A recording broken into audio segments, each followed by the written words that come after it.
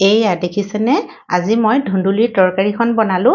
এই ধুন্দুলিৰ তৰকাৰীখন খাবলৈ বহুতেই সোৱাদ লগা হয় আৰু দেখিবলৈ কিমান ধুনীয়া লাগিছে দেখিছেনে। দেখিবলৈ যিমান ধুনীয়া হয় খাবলৈও সিমানেই সোৱাদ লগা হয় আৰু ভাতৰ লগত, ৰুটিৰ লগত, পৰঠাৰ লগত চবৰ লগতে খাব পাৰি। আৰু ধুন্দুলি যিসকলে খাই বেয়া পায় তেওঁলোককো যদি এনেদৰে বনাই দিয়ে তেওঁলোকেও খাই বহুত ভাল পাব। আৰু ইয়াত মই বহুত বেছি মছলা ব্যৱহাৰ কৰা নাই, আদা নহৰু বিলাহী একোৱে ব্যৱহাৰ কৰা নাই, আলু আৰু ধুন্দুলিৰে বনাইছো। মানে তথাপিতো খাবলৈ বহুত সোৱাদ লগা হয়। আৰু এই ধুন্দুলিৰ তৰকাৰীখন মইনো কেনেকৈ বনালো আপোনালোকক আজি মই দেখুৱাম। আৰু লগতে আপোনালোকক মোৰ চেনেললৈ নমস্কাৰ জনাই স্বাগতম জনাইছো। এতিয়া আহকচোন এই তৰকাৰীখন মই কেনেদৰে বনাইছো মই আপোনালোকক দেখুৱাম।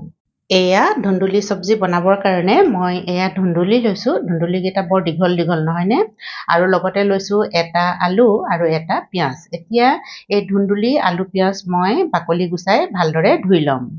এয়া মই ধুন্দুলিকেইটা ভালদৰে চুচি ল'লোঁ, বাকলি গুচোৱা নাই আৰু ওপৰে ওপৰে চুচি দিলেই হৈ যায়। আলু দুটা ল'লোঁ দেই, আপোনালোকে যদি এটা লওঁ বুলি ভাবে এটা ল'ব, আৰু পিঁয়াজটোৰো বাকলি গুচাই ল'লোঁ। এতিয়া আমি ধুন্দুলিখিনি কাটিব লাগিব। আৰু ধুন্দুলিখিনি কাটোতে যদি আমাৰ এইবিলাক গুটিটো অলপ বুঢ়া আমি নলওঁ, পেলাই দিম, কাৰণ বুঢ়া গুটি থাকিলে খাবলৈ ভাল নালাগিব। সেইকাৰণে আমি সেইখিনি আঁতৰাই দিলোঁ। আৰু এতিয়া নিজৰ হিচাপত ডাঙৰ সৰু কিমান কৰে কাটি ল'ব।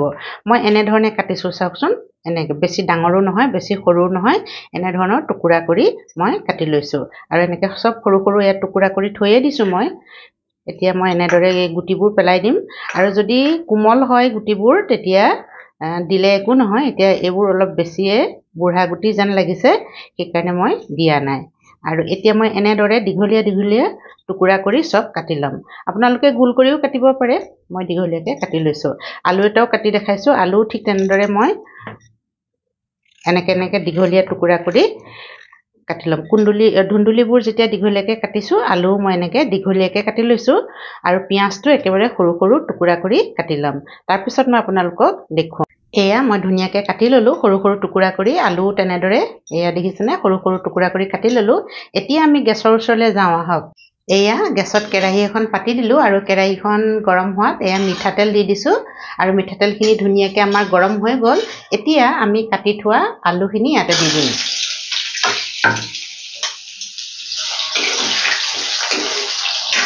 আলুখিনি প্ৰথমতে ভাজি ল'ম আমি। এয়া হৈ গৈছে। এতিয়া মই ইয়াত ঢাকোনখন লগাই দিম আৰু ভালদৰে আলুখিনি ভাজি ল'ম। আলু আমাৰ হ'বৰে হ'ল। এয়া দেখিছেনে একদম ধুনীয়াকৈ ৰঙাকৈ মই ভাজি ল'লোঁ, কাৰণ ভালদৰে সিজিব লাগিব। এয়া এতিয়া আমি গেছৰ ফ্লেমটো কম কৰি দিছোঁ আৰু তেলৰ পৰা আলুখিনি উলিয়াই ল'ম।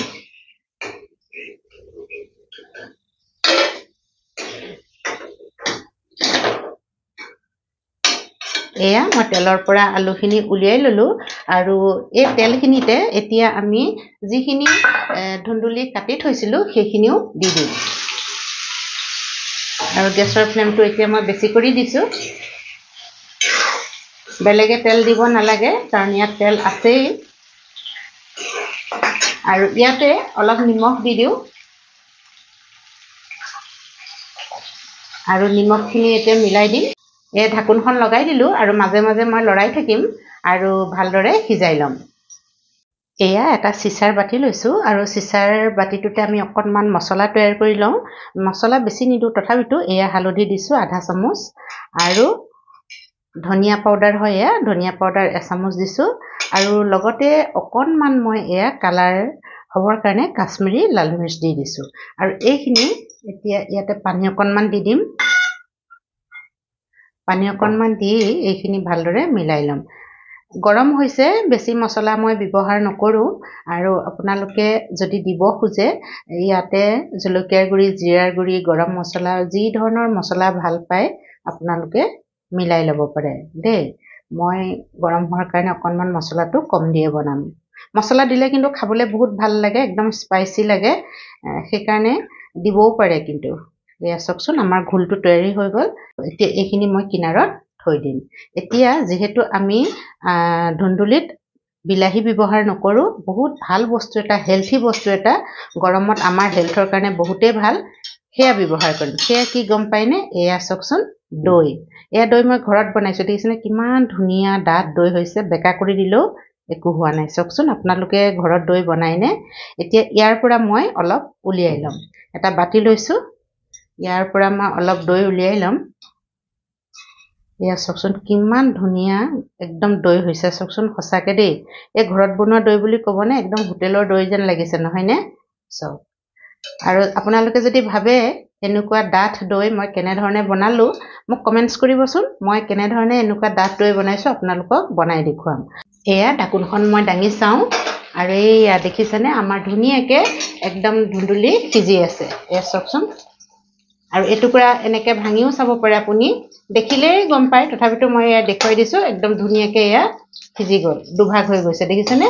এয়া এতিয়া আমি এইখিনি তেলৰ পৰা উলিয়াই ল'ম। অকণমান বেকা কৰি দিছোঁ। তেলখিনি তেতিয়া সিফালে গুচি যাব। আৰু আলুৰ লগতে উলিয়াই ল'ম। এয়া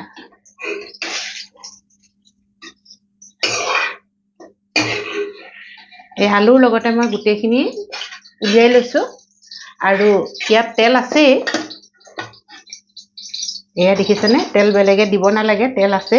ইয়াতে মই এয়া জিৰা আধা চামুচমান হ'ব, জিৰা দি দিছোঁ। আৰু তেজপাত দুটা দি দিছোঁ।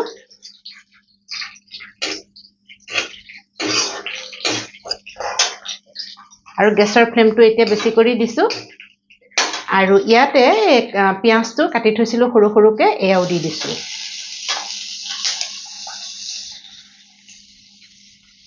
আৰু এতিয়া পিঁয়াজখিনি মই ধুনীয়াকৈ ৰঙচুৱাকৈ ভাজি ল'ম। আৰু আপোনালোকে যদি ভাবে নহৰু আদাৰ পেষ্ট দিওঁ বুলি দিব পাৰে, আৰু বেলেগ ধৰণৰ মছলাও দিব পাৰে। এয়া দেখিছেনে আমাৰ ধুনীয়াকৈ পিঁয়াজ ভজা হৈ গৈছে। একেবাৰে ৰঙচুৱাকৈ মই ভাজি লৈছোঁ। আৰু পিঁয়াজৰ পৰা বহুত ধুনীয়া চেণ্ট এটা আহিছে, জিৰা আৰু পিঁয়াজৰ। আৰু এতিয়া ইয়াতে আমি কি কৰিম, আমি যে মছলাখিনি পানী দি পেলাই থৈ দিছিলোঁ, এইখিনি দেখিছেনে? এইখিনি আমি ইয়াতে দি দিম। এয়া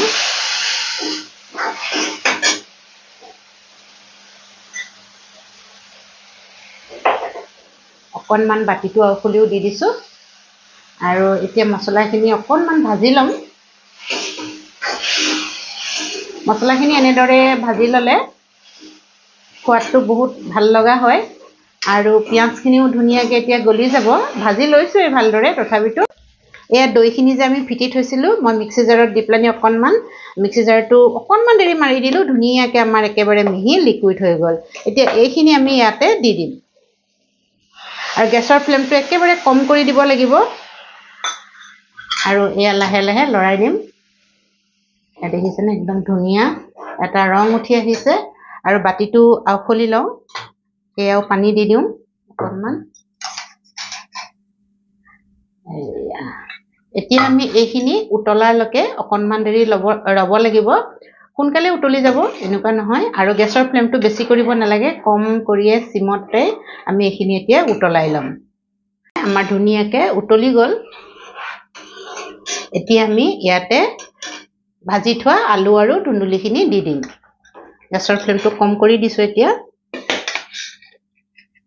এয়া লাহেকৈ দি দিছোঁ মই।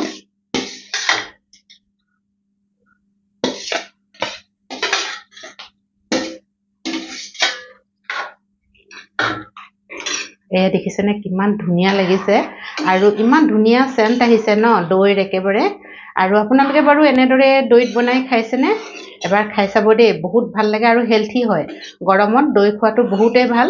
আমি চেনি দি দৈ খাওঁৱেই, বা চিৰা জলপানৰ লগত বা যিকোনো প্ৰকাৰে খাওঁ। কিন্তু এনেকৈ যদি আমি দৈৰ চব্জি বনাই খাওঁ ন, খাবলৈ ইমান সোৱাদ লগা হয়, আপোনালোকক কি ক'ম। আৰু এটা জলকীয়া দি দিছোঁ। আপোনালোকে জলকীয়া দি ল'ব নিজৰ মতে। আমাৰ ঘৰত এজনে জ্বলা নাখায়, সেইকাৰণে মই গোটা জলকীয়া এটাকে দি দিছোঁ। সেইটো ভাঙি ল'ম পিছত। এয়া দেখিছেনে? এতিয়া আমি এইখিনি অকণমান দেৰি উতলিবলৈ দিম। এয়া আমাৰ হৈ গৈছে। মই ঢাকোনখন খুলি আপোনালোকক দেখুৱাইছোঁ। এয়া দেখিছেনে? একেবাৰে ডাঠ হৈ গ'ল। ধুনীয়াকৈ আমাৰ হৈ গৈছে দেই। আৰু ইমান ধুনীয়া চেণ্ট আহিছে, মই কি ক'ম একেবাৰে। আৰু দেখিবলৈ কিমান ধুনীয়া হৈছে দেখিছেনে? অকণমানো আলু ভগা নাই, ধুন্দুলি ভগা নাই, যেনেদৰে কাটিছিলোঁ তেনেধৰণেই আছে আৰু সকলো ধুনীয়াকৈ সিজি গ'ল। এতিয়া গেছৰ ফ্লেমটো কম কৰি দিছোঁ আৰু ইয়াতে অকণমান ধনিয়া মিলাই দিলে আৰু খাবলৈ ভাল হ'ব। এয়া মই ধনিয়া কাটি থৈছোঁ সৰু সৰুকৈ আৰু এয়া মিলাই দিম। এতিয়া ধনিয়া মিলাই দিছোঁ আৰু এবাৰ ভালদৰে লৰাই দিম। যিসকলে এনেকৈ দৈ দি বনাইছে তেওঁলোকেতো আৰু সোৱাদটোৰ কথা গম পায়েই। যিসকলে বনোৱা নাই এবাৰ এনেদৰে দৈ দি বনাই চাব। এয়া মোৰ হৈ গৈছে, দেখিছেনে? এতিয়া মই ঢাকোনখন লগাই দিম আৰু গেছটো অফ কৰি দিছোঁ। এবাৰ মই খুলি দেখুৱাওঁ আপোনালোকক।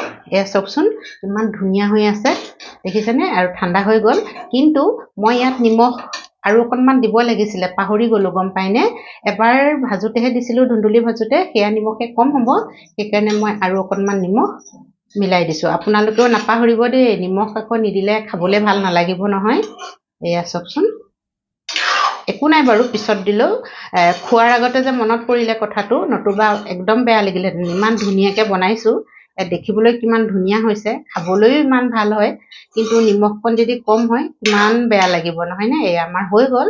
এতিয়া মই চাৰ্ভ কৰি আপোনালোকক দেখুৱাম। এয়া এটা বাউলত মই ধুনীয়াকৈ তৰকাৰীখন উলিয়াই দিলোঁ। চাওকচোন কিমান ধুনীয়া লাগিছে। এয়া চাওক, মই দেখুৱাই দিছোঁ আৰু ডাঠ হৈ গ'ল নহয়নে? পনীয়া যেন লাগিছিলে আৰু ঠাণ্ডা হোৱাৰ লগে লগে এয়া ডাঠ হৈ গ'ল।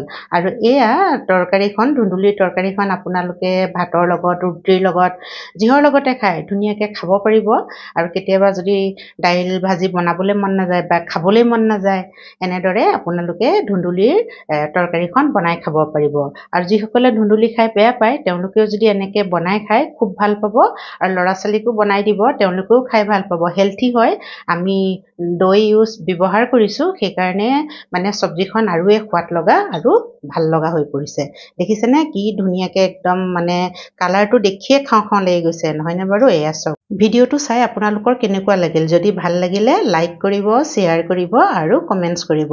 যিসকলে মোৰ চেনেলটো ছাবস্ক্ৰাইব কৰা নাই তেওঁলোককো অনুৰোধ কৰিছোঁ মোৰ চেনেলটো ছাবস্ক্ৰাইব কৰি লয় আৰু কাষতে থকা বেল আইকনটো দবাই দিয়ে, তেতিয়া নতুন নতুন ভিডিঅ'বোৰ পাই থাকিব। শেষলৈকে ভিডিঅ'টো চোৱাৰ কাৰণে বহুত বহুত ধন্যবাদ জ্ঞাপন কৰিছোঁ। আজিৰ ভিডিঅ'টো মই ইমানতে সামৰিছোঁ।